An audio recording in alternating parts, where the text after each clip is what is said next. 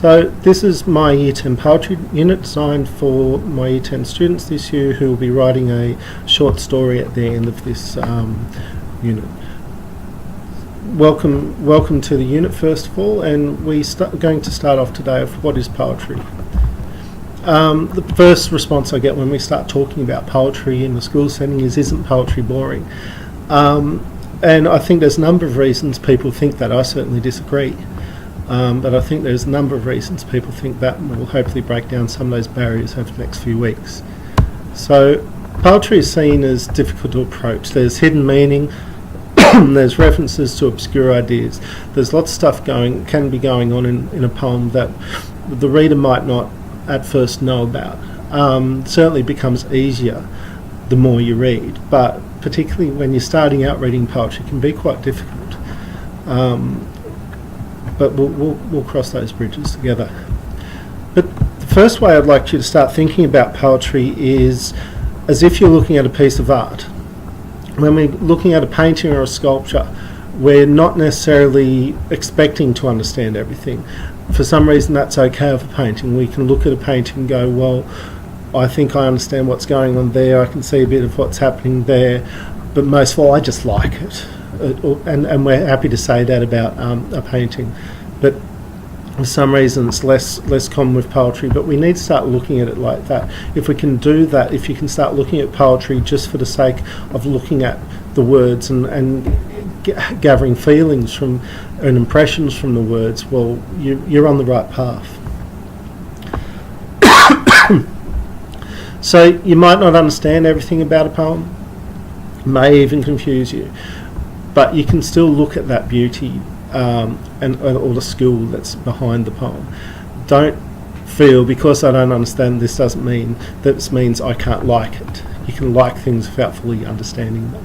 I don't understand the universe in which we live in, but the stars are still pretty. The other question, probably even more common, is why? Why do we bother studying poetry? So, first of all, it develops analytical skills. Now, analytical skills are used in all subjects, so it goes across all the subjects there. But also, you need to be able to analyse in life in general. You need to be able to look at things, weigh them up, come to decisions, and then state those decisions. And that's part of the reason why we study poetry and a lot of other things based on that. It also can be an inspiration for other tasks. So, in particular with this unit, a poem will be the inspiration that you'll use, the theme and mood from the poem, to write a short story. It can also be inspirational if you're painting or doing art or other creative tasks. So, yeah. Part of being educated, getting education, is being exposed to a variety of texts, a variety of things even. We mightn't like all the things we're exposed to, but some we will, some we won't. We mightn't use them ever again, but some we will, some we won't. But if you're not exposed, you'll never know. And that's again, with all the things you'll come across in your schooling, approaching them with an open mind is going to help you understand first of all, and maybe appreciate a bit more readily. Okay, but at the end of the day, poetry also speaks to the soul. Poetry says things that other types of writing just cannot. The ability to capture a time, a moment, feeling. It's poetry is wonderful at doing that. Again, I think it's probably more closely related to art in a lot of ways, particularly with that side of things. Although stories, of course, can be told. Okay, so what is poetry? Again, it's a little bit like art, a little bit neo-creator. If I write something, if I say it's a poem, well, unless it's a group of sentences shaped into a paragraph, if I'm saying it's a poem, well, it's a poem. You can argue the point with the creator, but there's no point in the argument. So it's poetry because we say so. I know that not good for people who like clear definitions, and there are probably better definitions out there, but if you look around the wide scope of what's called poetry these days, that definition serves as good as any other, I feel. We're most familiar though with lyrical poetry. If you can sing it, it's probably a lyrical poem. It generally has rhythm and rhyme, and of course there's many variations. If you think of, which I'm sure many of you do, your Shakespearean sonnets, they have rhythm, they have rhyme, they can be sung. Paul Kelly's actually done an album where he sings 10 or 12 Shakespearean sonnets. And there's wide variations there. And of course singing poetry is where poetry got started. Poetry was used as communication, and up till modern times with our Indigenous populations here in Australia use poetry to pass on information and to share knowledge and stories. What's becoming more and more common, it's been around a while, but more and more common, we're seeing free verse poetry. So this is your spoken word, your slam poetry. You may have seen slam poetry competitions, you certainly will over the course of this unit, where it's performance poetry generally, where someone is speaking, and it might be a personal journey, it might be making a statement quite often. For slam poetry, or just the free verse. It has no structure. This is where it really is a poem because they've said it is. There's not necessarily rhythm, or the rhythm might change frequency, or might even only be in the eye of the creator. You mightn't see an immediate pattern, but the things are still where they are because that's where the poet wants them to be. That's another important thing, that assume that everything is created because that, written in a way because that's the way the poet wants it. The poet wants it to be read a certain way. Again, more apparent with our poems that have rhythm and rhyme, but it's still true in free verse as well.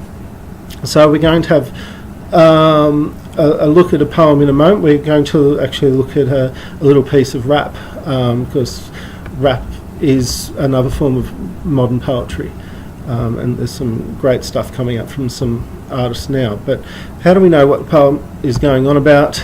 Of course, this is where it can get tricky.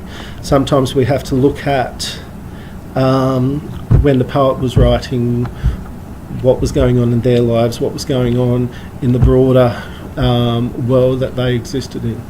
So it can be tricky, but we're lucky in modern age. We've got this thing called Google where we can search up and help us out.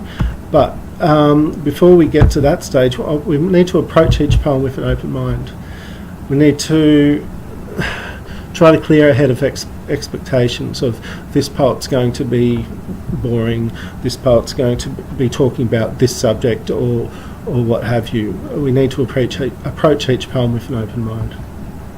You also need to read the poem out loud. Poetry is meant to be spoken. It is not meant to be read just in the head. Once you speak a poem, you capture the rhythms, the rhymes, in a much clearer fashion than you would if you just kept it in your own head. There's certain poems, such as, say, Charge of the Light Brigade's an excellent example by Tennyson.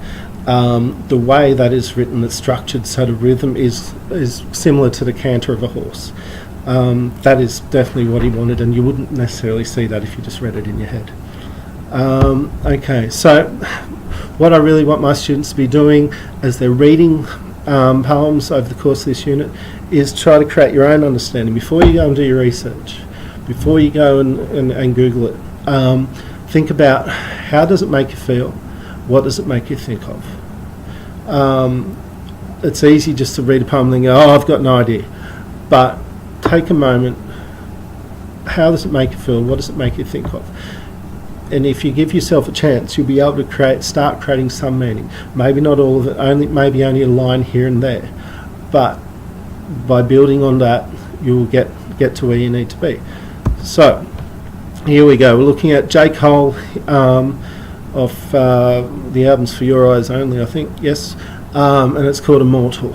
So, now I was barely 17 with a pocket full of hope, screaming dollar and a dream with my closet looking broke, and my looking clean getting caught up with that dope. So immediately I can see that he's telling a story here.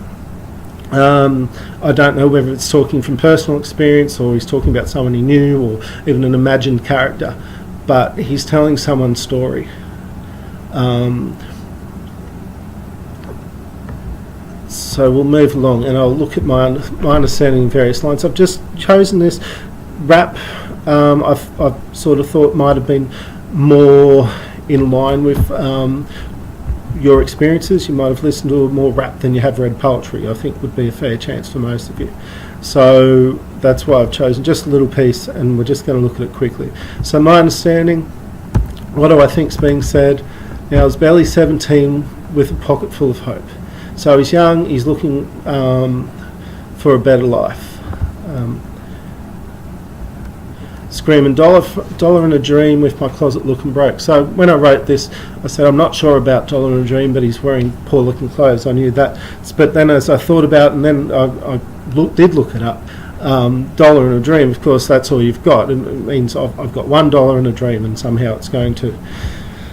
I'm hoping things are going to work out. But then he's looking at his mate there, he's looking clean, getting caught up if they're dope. So he's looking at his contemporaries, his peers, whereas he's struggling along, there's his mate there, good clothes, and selling drugs. So the mate has found a way out. So this is really, it goes on and he's looking at choices and the choices that are confronting someone in this character's position. So you may know that, or you've certainly seen lyrics like this or heard lyrics like this down the track, not down the track in previous times. So hopefully that shows you how you are actually more exposed to this. You've heard things like this. If you listen to some music, you hear poetry, whether you like it or not. So now we're going to look at a bit more of a traditional poem by Edwin Morgan, and it's called Strawberries. There were never strawberries like the ones we had that sultry afternoon, sitting on the step of the open French window, facing each other, your knees held in mine, the blue plates in our laps, the strawberries glistening in the hot sunlight. We dipped them in sugar, looking at each other, not hurrying the feast, for one to come the empty plates, laid on the stone together. With the two forks crossed and I bent towards you, sweet in that air, in my arms abandoned like a child, from your eager mouth the taste of strawberries. In my memory, lean back again, let me love you. Let the sun beat on our forgetfulness, 1 hour of all the heat and tents and summer lightning on the Kilpatrick Hills. Let the storm wash the plates. Now you notice I didn't read that terribly well. I think I've read it once out loud before, maybe twice. And that's fine. You don't have to read it perfectly, but make sure you are reading it out loud because you'll get a feel for it. So again, we can Google it. There's certainly it's not a terribly well known poem. So there's not a lot of stuff out there, but you can certainly look stuff up for it. But what I've chosen to do is try to get my own feeling. And one point I will make is that the more times you read it, the more you get, and I'll talk about that in a moment as we get through it again. So looking at this first section, he's really setting a scene. It's a moment in time. It's a moment with a loved one that he's capturing. It is painting. It is like a painting here. He's creating a picture in our head. It's not telling a story as such, but just it's capturing something, which is one of the reasons I love poetry, because it has that ability. Okay, so the reason we can look at his choices here. He's eating strawberries glistening in hot sunlight. So strawberries are a romantic fruit. They something, strawberries and champagne are a romantic thing that you might have on a date or something like that. So strawberries glistening in hot sunlight. Now the hot sunlight's also not, he's not just in the sun, he's in the hot sunlight. It's conveying that passion that's being felt. It's not just two friends sitting there in the sun eating a couple of strawberries. He's sitting there in the hot sunlight, dipping them in sugar. Again, that sweetness. They're looking at each other. And as I've said, they're taking their time. There's no rush. that this is their moment and they want to luxuriate in it, enjoy it for what it is. Okay, so as we move along, things get a little bit steamy. The two forks crossed over, a bit of symbolism there, just as they are getting wrapped up in each other now. Things are, yes, as I said, getting a bit steamy. So we've got the kiss happen, sharing a taste of strawberries. And then, now this is a bit that, as I've read it, I've sort of changed what I'm thinking about. So I've said initially, they're forgetting all else but each other and this moment. Now, as I read it again, where we look at let the sun beat on our forgetfulness, 1 hour of all the heat, intense and summer lightning. And if we go back up a bit, we've got in my memory, lean back again, let me love you. So I sort of wonder now whether this is looking back at a moment. It maybe even he's with his partner and he's trying to convey that, or wishing they could go back to that time together. Maybe things aren't quite as romantic and steamy as they once were, and that's something he wants to go back to. But I'd have to do more research. You'd have to look up a little bit more about that poem to really understand or see what the poet was intending there. Okay, and we finish with let the storm wash the plates. So the mundane washing of the plates, it's going to be dealt with by someone else. It's not for them. They are deep in their romance. So, and that I don't think that is too hard for any of you to be able to do that. I think if you give yourself the chance to look at these things, maybe you don't know strawberries are a romantic fruit, that's fine, but you can certainly see there's something going on there. He's getting the taste of strawberries from her eager mouth, so you know there's kissing going on there. Even let the storm wash the plates. You should be able to understand. That's not what they're concerned about. They're not concerned about dirty plates at this point in time. If you just work at these things and read the lines, you can do this sort of thing. It's not that difficult. And so with that, I've got a poem for you. So, I forgot to put in the title. That's all right. It's called Pet Panther, or My Panther. Hold on.